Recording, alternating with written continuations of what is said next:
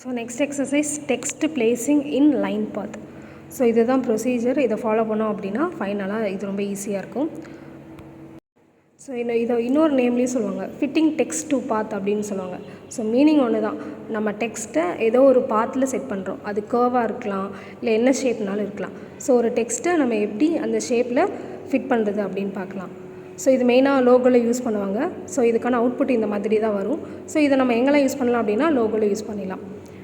So கொரல் open பண்ணிக்கலாம். So இதில் text tool வச்சு ஃபஸ்ட்டு நான் டைப் பண்ணிக்கிறேன்.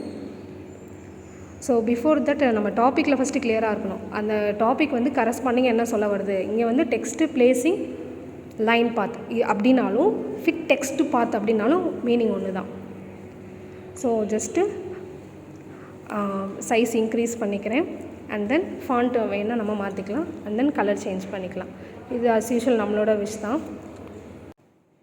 ஸோ இப்போ ஜஸ்ட்டு ஹெட்டிங் மட்டும்தான் கொடுத்துருக்கேன்.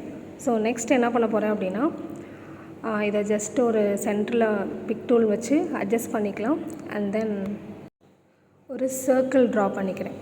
ஸோ எந்த ஷேப்லனாலும் நம்ம இந்த ஃபிக்ஸ் பண்ணலாம். ஸோ சர்க்கிள் நான் இப்போ நான் ஃபிக்ஸ் பண்ண போகிறேன்.